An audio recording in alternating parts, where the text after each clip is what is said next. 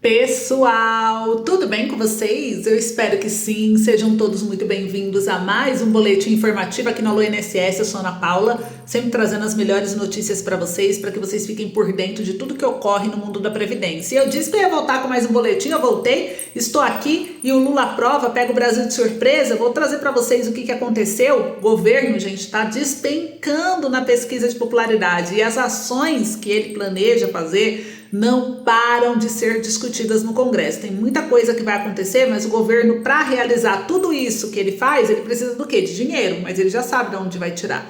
E eu vou trazer para vocês algumas estratégias, tá? Além disso, eu vou trazer outras notícias também que estão acontecendo aí no Congresso, tem muita novidade e é importante vocês estarem atentos junto comigo, porque esse vídeo de hoje, gente, ele tá surpreendente, viu? Temos novidades aqui exclusivas para trazer para vocês. Eu preciso que vocês acompanhem junto comigo para não perder nenhum detalhe do que está acontecendo, porque são muitas informações, né?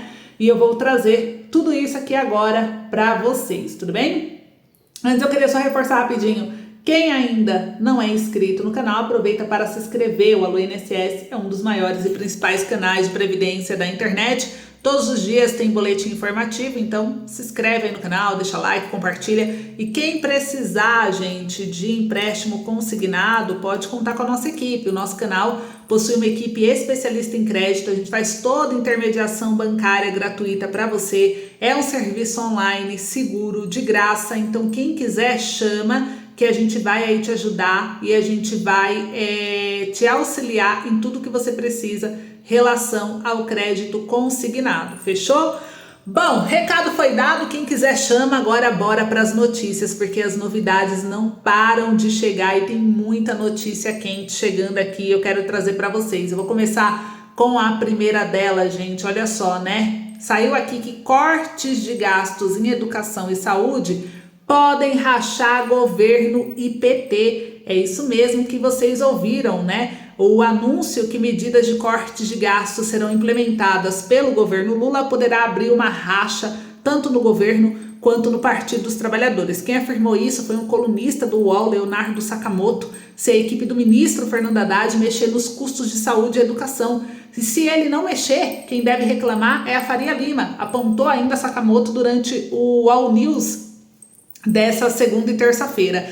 E os mínimos constitucionais da saúde e educação são vinculados à arrecadação. E o PT, assim como setores do governo, são contra qualquer mudança nesse sentido. Há um grupo que tem preocupações eleitorais, afirmou o colunista. Do outro lado, Haddad se vê pressionado pelo mercado para apresentar medidas que façam aí seu arcabouço fiscal ser cumprido. E aqui ele disse mais, né? Ele disse aí que o governo está com um impasse muito grande de mexer nos custos, gente. E olha só, taxas futuras de juros caem após o governo antecipar a reunião nessa terça-feira. O que aconteceu? As taxas futuras de juros caem após o governo antecipar a reunião sobre corte de gastos. Queda de taxas no Brasil ocorreu a despeito de, no exterior, os rendimentos terem voltado a subir. A simples antecipação de um encontro de ministros do governo Lula para discutir ações na área fiscal na tarde desta terça-feira foi suficiente para as taxas migrarem para o território negativo em meio à expectativa dos investidores pelo anúncio de medidas de corte de gastos. A queda das taxas no Brasil ocorreu a despeito no exterior, os rendimentos terem voltado a subir, com a gente se posicionando novamente para a eventual vitória do republicano Donald Trump na eleição presidencial dos Estados Unidos. E no fim da tarde, né, a taxa do DI para janeiro de 2025, que reflete as apostas para a Selic no curtíssimo prazo, estava praticamente estável em 11,34%, ante 11,32%. Já a taxa do contrato para janeiro de 2026 marcava 12,83%, em baixa de 5 pontos base, ante 12,883. Então agora caiu, né? Eles têm prazos mais longos, sempre fica em torno de 12,91. E a estimativa aí é de muita pressão, e isso fez o governo aprovar algumas medidas importantes dessas pressões, que eu vou mostrar para vocês. Mas, enquanto isso, uma outra coisa que eu quero trazer também é que, após testes no Banco Central, Fintech Lend.Me planeja lançar a hipoteca reversa no Brasil. Nesse tipo de financiamento, o cliente recebe valores em troca do imóvel cedido ao banco. A Lend.Me, gente, ela é uma fintech que atua em empréstimo com garantia imobiliária, ela anunciou que está capacitada para lançar a hipoteca reversa. É um tipo de financiamento que está começando a surgir no Brasil. E nos últimos 2 anos, a Fintech participou do ambiente regulatório experimental do Banco Central, quando a nova operação de crédito foi testada. E não para por aí não. No financiamento imobiliário tradicional, o cliente ele paga ao banco uma prestação pela aquisição do imóvel, que fica como garantia. Na hipoteca reversa acontece o contrário. O cliente recebe valores em troca do imóvel cedido ao banco. Esse tipo de produto é destinado a pessoa acima de 60 anos e serve como uma aposentadoria. Como contrapartida pelo imóvel, a instituição financeira ela paga uma renda vitalícia, ou seja, pro resto da vida, ou um montante à vista, o que você decidir, que pode ser empregado da forma que você quiser. Além disso, o tomar segue morando no imóvel, ou seja, você aí vai receber a renda extra e vai continuar morando no imóvel até o fim da sua vida.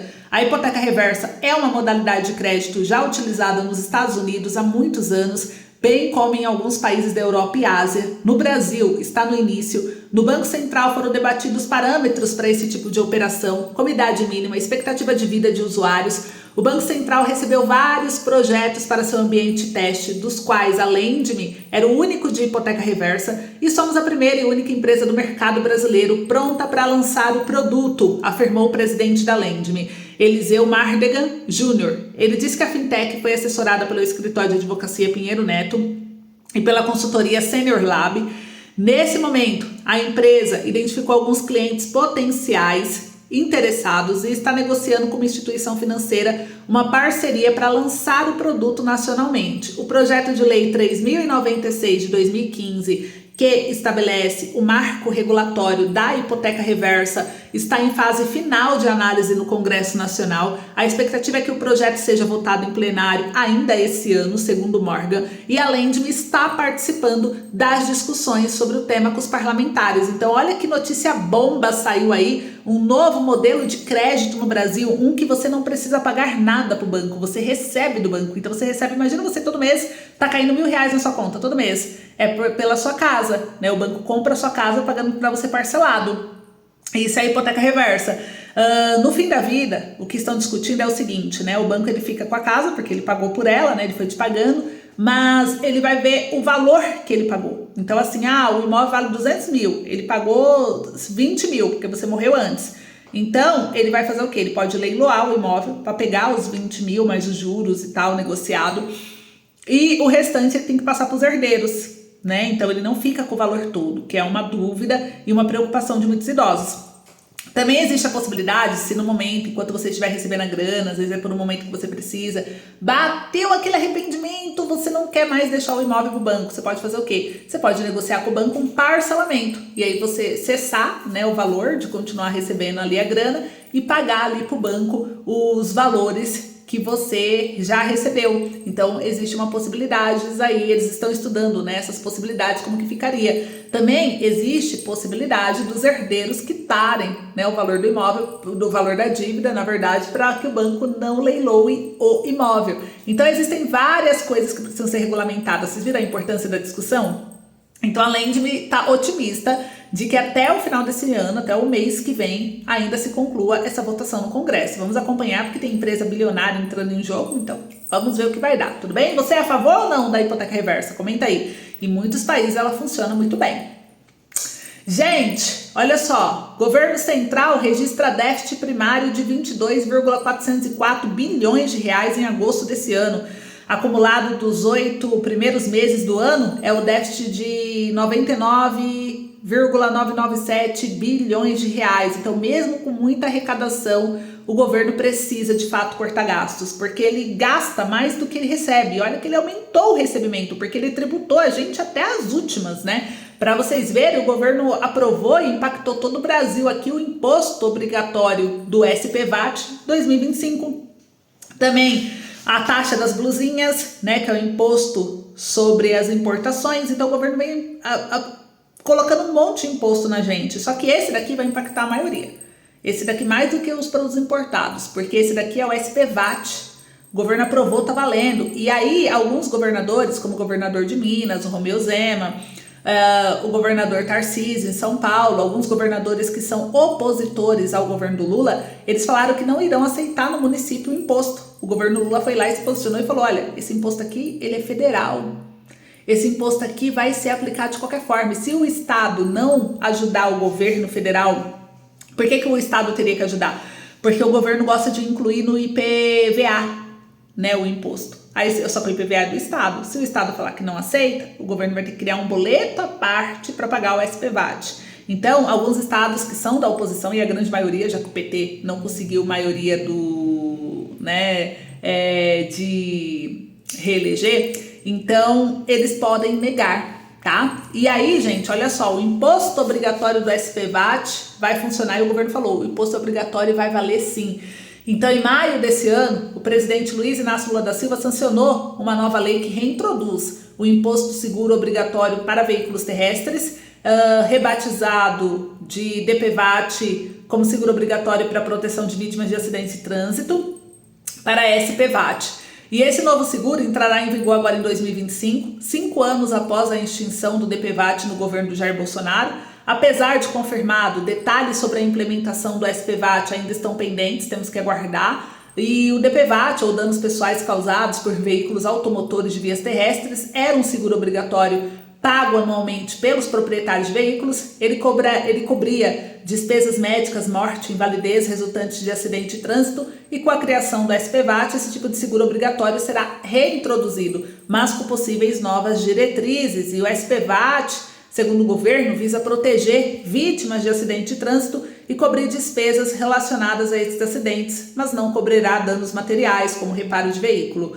O foco principal é a proteção financeira dos motoristas, passageiros e pedestres envolvidos em acidentes. E o SPVAT foi criado para preencher a lacuna deixada na extinção do DPVAT, que durante anos garantiu compensações financeiras rápidas e acessíveis para as vítimas de trânsito, e sem o seguro as vítimas ficam desprotegidas, sobrecarregando o quê? O SUS. Então o governo quer cortar gasto na saúde, então ele cobra da população através do imposto do SDPVAT. E a nova lei busca garantir que o Brasil volte a contar com uma rede de proteção eficaz, desonerando o sistema público de saúde e restabelecendo um instrumento essencial para a compensação de vítimas de trânsito.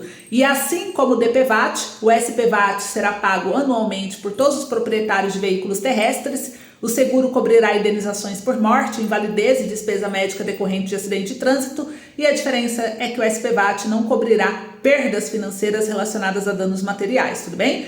Então, o SPVAT, ele cobre o quê? 3 situações: despesas médicas, cobertura de despesa médica e hospitalar, isso você já tem pelo SUS, mas o governo quer tirar o custo do SUS, por isso que ele cobra de você.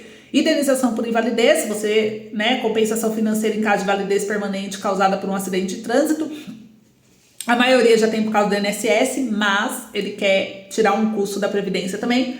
Indenização por morte, em casos fatais, uma indenização será paga aos dependentes ou familiares da vítima. E o SPVAT, ele não cobre despesas já cobertas por seguros privados, tá bom? É importante saber disso. Serviços médicos sem nota fiscal detalhada, atendimento feito exclusivamente pelo SUS, acidentes que não resultem em vítimas, danos causados fora do Brasil ou por veículos estrangeiros e danos materiais como colisões, roubos ou incêndios, tudo bem? O pagamento do SPVAT será obrigatório e sua ausência impedirá o licenciamento do veículo. Embora o presidente Lula tenha vetado uma multa específica pelo não pagamento do SPVAT, a falta de licenciamento ainda resultará em infrações graves conforme o Código de Trânsito Brasileiro. Se o veículo não estiver licenciado devido ao não pagamento do SPVAT, o proprietário estará sujeito a uma multa de R$ 293,47, além da perda de 7 pontos na CNH e a apreensão do veículo. Então isso daí gerou vários transtornos, né? O governo ainda tem algumas regulamentações para fazer, como valor, tudo certinho. Em breve, assim que ele oficializar, eu trago para vocês. Então é importante vocês terem ciência dessa aprovação que o governo fez e pegou o Brasil de surpresa. Então é isso que eu queria trazer para vocês. Eu espero que vocês tenham gostado. Obrigada aí pelo carinho, audiência e companhia. Um beijo, se cuidem, fiquem com Deus. Até logo.